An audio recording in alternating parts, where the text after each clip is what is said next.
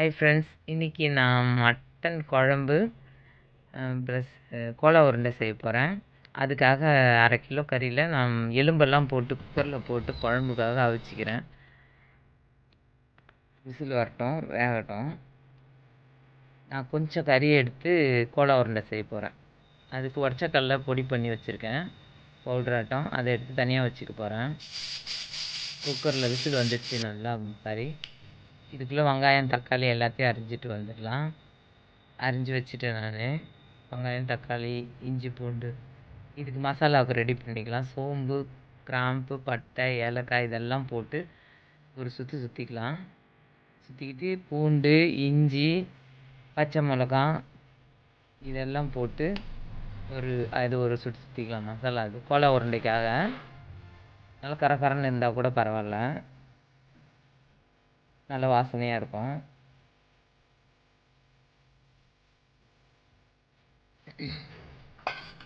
இதுக்கப்புறம் அந்த கறி சின்ன சின்னதாக கட் பண்ணி வச்சுருக்கேன், அது மிக்சியில் நம்ம சுற்றிக்கலாம். கைமா மாதிரி நல்லா அரைச்சி எடுத்துன்னு வந்துட்டேன். மசாலா தனியாக எடுத்து வச்சுட்டேன். இப்போ கோலா உருண்டைக்கு கடாயை வச்சுக்கலாம். எண்ணெய் ஊற்றிக்கிறேன். 1 ஸ்பூன் எண்ணெய் ஊற்றிட்டு அந்த கறி கொஞ்சம் வச்ச கறி மிக்சியில் போட்டு அரைச்சி வச்ச கறியை போட்டு கொஞ்சமாக வதக்கிக்கலாம்.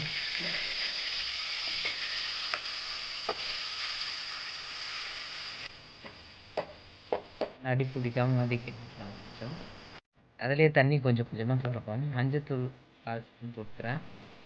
மிளகாத்தூள் 1/2 ஸ்பூன் போட்டுக்கிறேன். அந்த அரைச்சி வச்ச மசாலா போட்டுக்கிறேன். ஏன்னா அதில் பச்சை மிளகா நம்ம போட்டுக்கலாம், அதனால் அதுலேயும் காரம் இருக்கும்.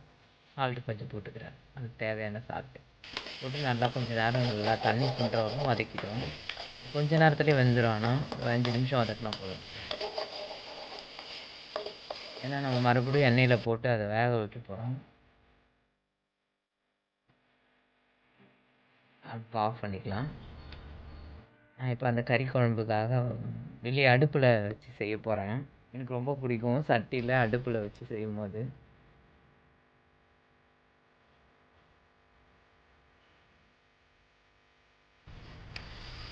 அடுப்பு பற்ற வச்சுக்கலாம்.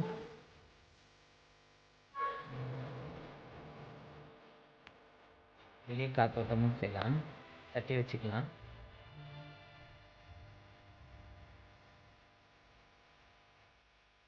எண்ணெய் ஊற்றிக்கிறேன். ஒரு 4 ஸ்பூன் எண்ணெய் ஊற்றிக்கிறேன்.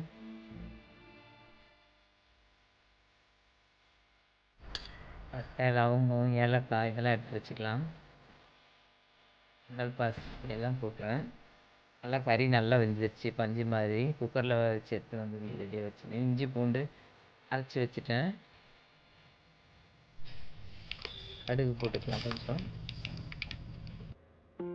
கடுகு பொரிஞ்ச உடனே அதை எடுத்து வச்சோம் இல்லையா, பட்டை லவங்கம் கிராம்பு கருப்பாசி எல்லாம் போட்டிருக்கேன். நல்லா செவந்த உடனே சோம்பு கொஞ்சம் எடுத்து போட்டுக்கலாம். சோம்பு பொரிஞ்சு வரட்டும். எதையுமே கருக விடக்கூடாது. சோம்பு நல்லா பொரிஞ்சிருச்சு. வெங்காயம் போட்டுக்கலாம். கொஞ்சம் வெங்காயம் நான் வச்சுக்கிறேன் கோலா உருண்டைக்காக. வெங்காயம் நல்லா வதங்கட்டும்.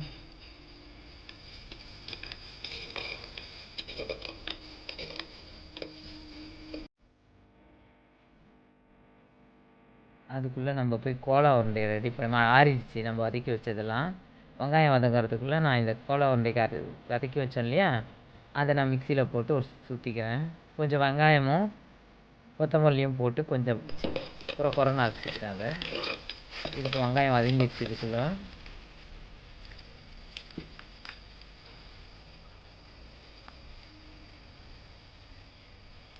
இஞ்சி பூண்டு அரைச்சோம் இல்லையா, அதை போட்டுக்கிறேன்.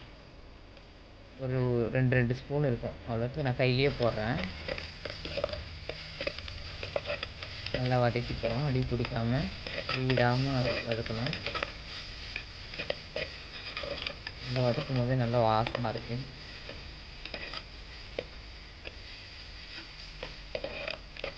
இன்னும் வெளியே காத்தோட்டமாக உட்காந்துக்கினே சமைக்கிறதும் நல்ல சௌகரியமாக தான் இருக்குது. பச்சை மிளகா வந்து வச்சு போட்டுக்கிறேன்.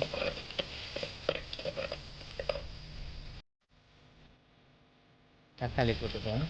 ஒரு 2, 3 தக்காளி வச்சுப்போம். நல்லா நெசுக்கிற மாதிரி போட்டுப்போம். டெய்லியே இதை வதக்கிடுவோம். வதங்கட்டும்.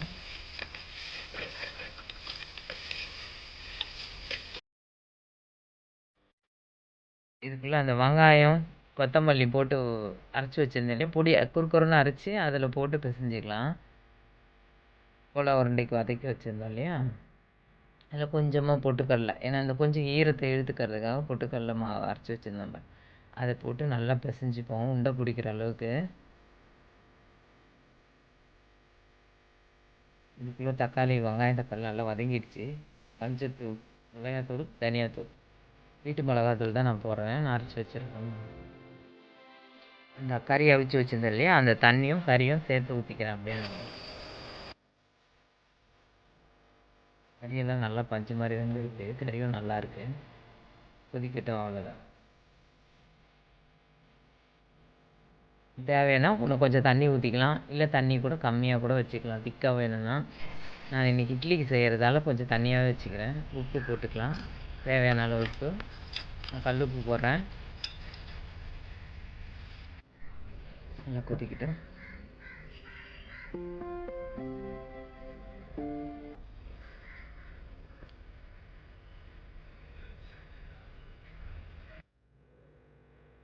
கசகசா கொஞ்சம் போட்டு தண்ணி ஊற்றி ஊற வச்சுக்கலாம்.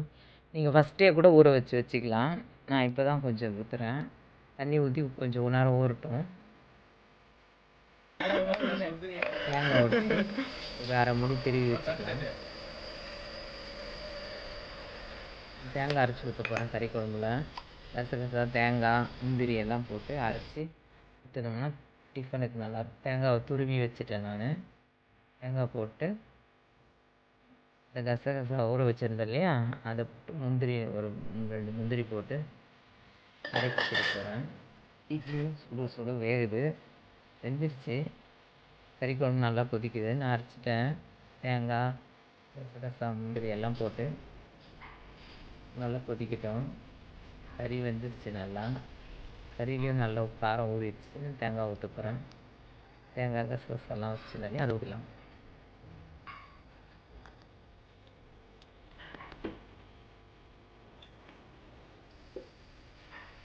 நல்லா கிளறி விட்டுக்கலாம்.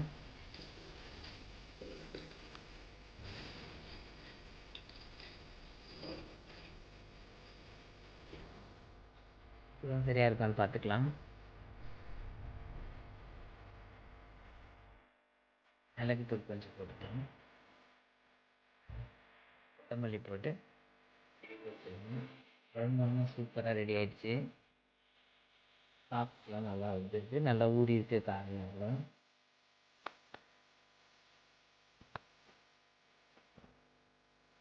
கடாய் போட்டுக்கலாம். கோலா உருண்டைக்கு குழம்பு பாருங்கள், இறக்கி வச்ச போட்டு சட்டின்றதால நல்லா கொதிச்சிட்டு இருக்குது. அடுப்புலேயே இல்லை, கீழே தான் இருக்குது.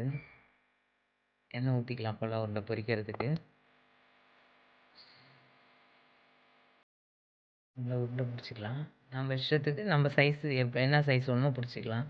நான் கொஞ்சம் சின்ன சின்னதாகவே பிடிச்சிக்கிறேன். இன்னும் நல்லா பெருசாகவும் பிடிச்சிக்கலாம். எண்ணெய் நல்லா காஞ்சிடுச்சு, நான் பொரிச்சு எடுத்துடுறேன். ஒன்று ஒன்றா உடையாமல் போடுங்க. பிரிஞ்சு வரல பார்த்தீங்களா? வெங்காயத்தை அப்படியே அரிஞ்சு அரிஞ்சு போட்டோம்னா கண்டிப்பாக பிரிஞ்சு வரும்.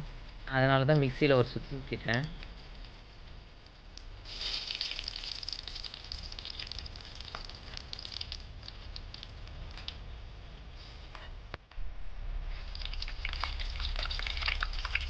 லைட்டாக கொஞ்சம் நேரம் கழித்து போட்டு கொஞ்சம் நேரம் கழித்து இப்படி லைட்டாக பரப்பி விடணும். போட்ட உடனே கரண்டி விட்டோம்னா பிரிஞ்சு வந்துடும்.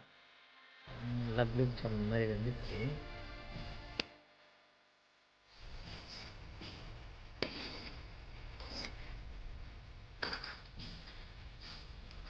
உண்மையிலே செம்ம டேஸ்ட்டாக இருந்ததுங்க கோலா உருண்டை.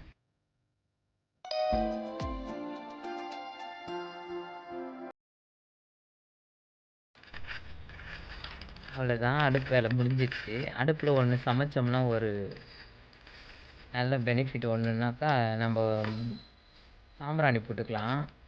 நெருப்பு எடுத்து தூள் சாம்பிராணி வாங்கி போட்டு வீடு ஃபுல்லாக போக காமிச்சிக்கலாம். நான் அப்படி தான் பண்ணுவேன். இன்னைக்கு காலையில் டிஃபன் ரெடிங்க. இட்லி, கறி குழம்பு, கோலா உருண்டை. வாங்க எல்லாரும் சாப்பிட்லாம்.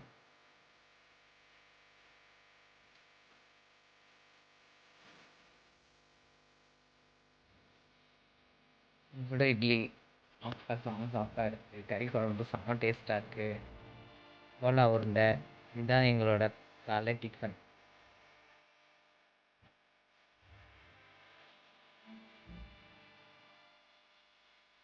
இவ்வளோ நல்லா வெந்திருக்கு பார்த்தீங்களா? இது மைனஸ் சாஸ் இதெல்லாம் போட்டு சாப்பிடலாம். ரொம்ப டேஸ்ட்டாக இருக்கும். வீட்டில் மட்டன் சாப்பிடாதவங்க யாராவது இருப்பாங்க. அவங்களுக்கு கோலா உருண்டை மாதிரி செஞ்சு கொடுத்தோம்னா குழந்தைங்கள்லேருந்து பெரியவங்க வரல எல்லாருமே